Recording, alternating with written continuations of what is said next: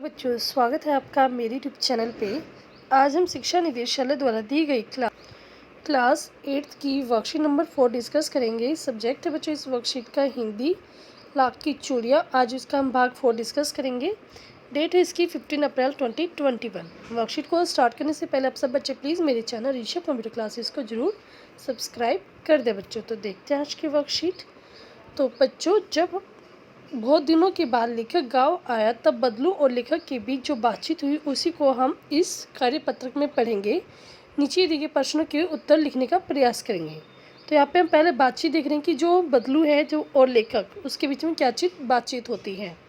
तो देखते हैं। नमस्ते बदलू काका, मैंने कहा। नमस्ते भैया। तो बदलू काका को नमस्ते करता है लेखक और कहता है कि नमस्ते भैया। उसने मेरे नमस्ते का उत्तर दिया और उठकर खाट पर बैठ गया, परंतु उसने मुझे पहचाना नहीं और देर तक मेरी ओर निहारता रहा। मैं हूँ जनार्दन काका, आपके पास से गोलियां बनवा कर ले जाता था। तो इस बार पे जो लेखक है उसको और अच्छे से समझाते हुए कहता है कि बदलू काका मैं हूँ जो मैं आपसे गोलियां बनवा कर ले जाता था। तो बदलू फिर भी चुप रहा, मानो वह अपने स्मृति पटल पर अतीत के चित्र उतार रहा हो। तब वह एकदम बोल पड़ा, आओ आओ लल्ला बैठो। तो उसको थोड़ा बहुत याद आया और बोला कि आओ बेटा बैठ जाओ। बहुत दिन बाद गाँव आए। हाँ, इधर आना ही नहीं होश का काका, मैंने चारपाई पर बैठते हुए उत्तर दिया। कुछ देर फिर शांति रही। मैंने इधर उधर दृष्टि दौड़ाई, न तो मुझे उसकी मच्छियाँ ही नजर आई, न ही भट्टी। तो लेखक जैसे खाट पर बैठा तो उसने देखा कि जैसे जो बदलू काका था पहले लाख की चूड़ियाँ बनाता था, तो जो उसकी मच्छियाँ और जो उसकी भट्टी थी वो पास ही रहते थे। लेकिन अब लेखक ने नोटिस किया कि ना तो उसकी मच्छियाँ थी ना ही उसकी भट्टी थी। आजकल काम नहीं करते काका? तो उसने पूछा कि क्या काका आप काम नहीं कर रहे आजकल? मैंने पूछा, नहीं लल्ला, काम तो कई साल से बंद है। मेरी बनाई हुई चिड़िया कोई पूछे तब तो काका कहता है कि मेरी बनाई हुई चिड़िया लोगों को आजकल पसंद नहीं आ रही, इसलिए मैंने काम बंद कर दिया है। गांव गांव में कांच का प्रचार हो गया है। कुछ देर चुप रहा, फिर बोला, मशीनी युग है न यह लल्ला, आजकल सब काम मशीन से होता है। खेत भी मशीन से जोते जाते हैं। फिर जो सुंदरता कांच की चूड़ियों में होती है लाख में कहाँ संभव है।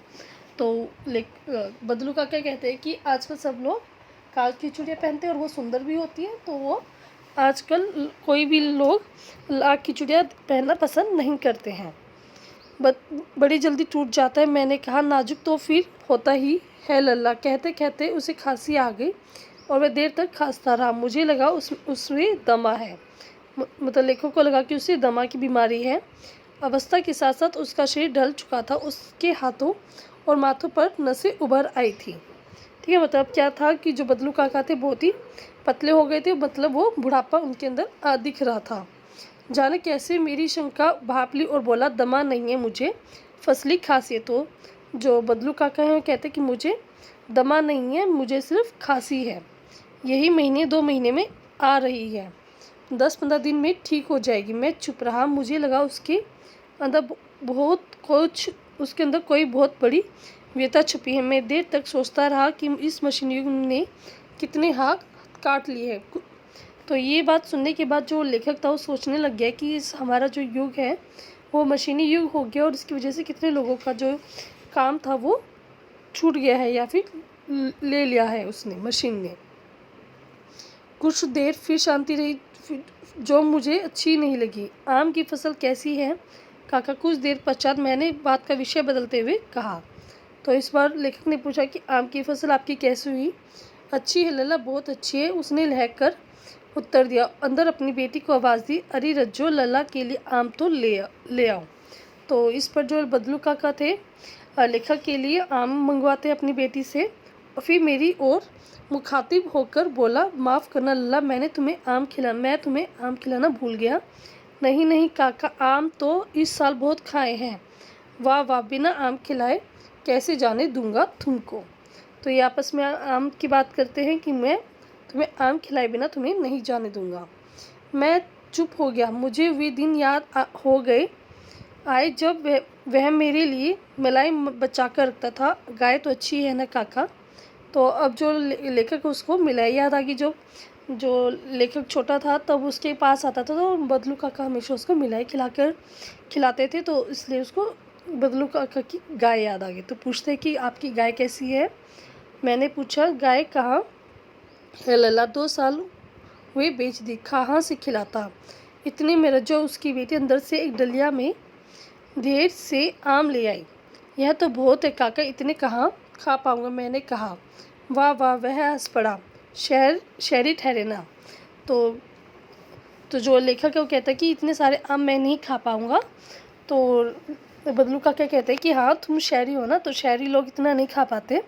मैं तुम्हारी उम्र का था तो इसके चौगने आम एक वक्त में खा जाता था। वक्त का होता है एक टाइम में खा जाता था, आप लोगों की बात और है। मैंने उत्तर दिया अच्छा बेटी लल्ला को 4-5 आम छाट कर दे दो। तो जो बदलू काका हैं अपनी बेटी को कहते हैं कि बेटा जो इसमें से 4-5 आम छाट कर दे दो, और वो कौन सिंदूरी वाले देना, वो आम आप सिंदूरी वाले दे देना।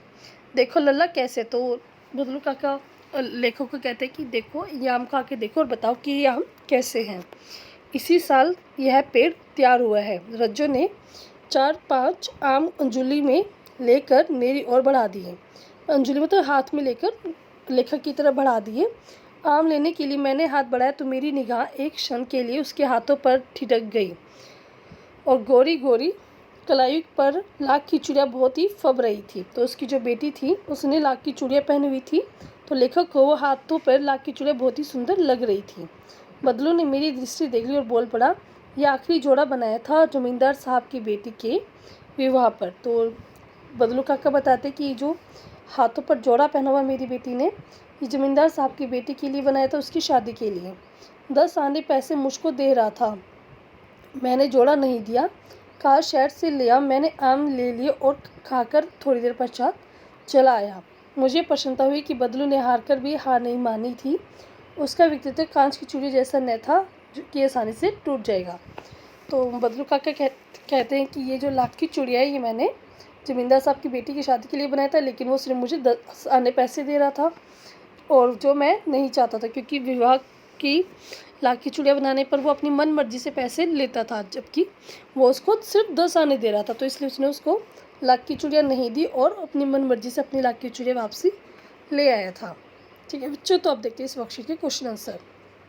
तो फर्स्ट क्वेश्चन है बदलू के मन में कौन सी व्यथा थी जो लेखक से छिप न रही थी। तो आंसर लिखेंगे आप इसका। बदलू को खांसता देख लेखक को लगा कि उसको दमा है, और यह बात बदलू को समझ आ गई थी कि लेखक क्या सोच रहा है। ठीक है, तो आप अपने क्वेश्चन नंबर 1 में लिख लेंगे। नेक्स्ट क्वेश्चन है बच्चों हमारा। नेक्स्ट क्वेश्चन सेकंड क्वेश्चन, मशीनी युग में से बदलू के जीवन में क्या क्या बदलाव आए। तो आंसर है इसका मशीनों ने बदलू से उसकी रोजी रोटी का साधन छीन लिया था। अब लोग लाख की चूड़ियाँ ना पहनकर कांच की चूड़ियाँ पहनते थे। ठीक है, अब क्या थे, कांच की चूड़ियाँ पहनने लगे, सभी लाख की चूड़ियाँ नहीं पहनते थे। इसके कारण क्या उसका रोजी रोटी का जो साधन था कि लाख की चूड़ियाँ बेच कर अपना खाना खाता था, तो वो उसका छीन गया था। नेक्स्ट क्वेश्चन है मशीनों के आने से हमारे जीवन में क्या क्या बदलाव आए हैं। मशीनों से होने वाली 2 हानियाँ और 2 लाभों के बारे में लिखिए। तो आंसर देखेंगे आप इसका। तो हमें पता है कि मशीनों से हमें फ़ायदे होते हैं और नुकसान भी होते हैं। मशीनों से क्या होता है, हमारा काम बहुत जल्दी हो जाता है। नुकसान क्या होता है कि जो लोग, जैसे कि इसमें क्या था कि हमने पढ़ा कि बदलू काका लाख की चूड़ियाँ बनाता था। अब उसका क्या था कि काम धंधा छूट गया था, तो उससे क्या उसको क्या पैसे कमाने में दिक्कत आ रही थी, तो इसका नुकसान हुआ। तो मशीनों के निर्माण से जहाँ कहीं फ़ायदे तो कहीं नुकसान भी हैं। तो फ़ायदे क्या हैं, यातायात में काफ़ी समय की बचत होती है। ठीक है, मानवीय शक्ति की खपत कम हो जाती कि जो काम 5 लोग करें, अब मशीन आने से वो काम सिर्फ एक लोग भी कर सकते हैं। कार्य की दरों में बढ़ोतरी होती है, अब क्या काम बहुत जल्दी हो जाता है। नुकसान क्या होता है, इससे हम आलसी हो गए। हमें पता है कि हमारा काम टाइम पे हो जाएगा, या मतलब कम समय में हो जाएगा, तो हम उसी टाइम पे करते हैं और हम आलसी हो जाते हैं। बेरोजगारी को बढ़ावा मिला है, इसमें हमने पढ़ा कि जैसे बदलू काका का क्या है, बेरोजगार ख़त्म हो गया था, रोजगार खत्म हो गया था, प्रदूषण में इजाफा हुआ है।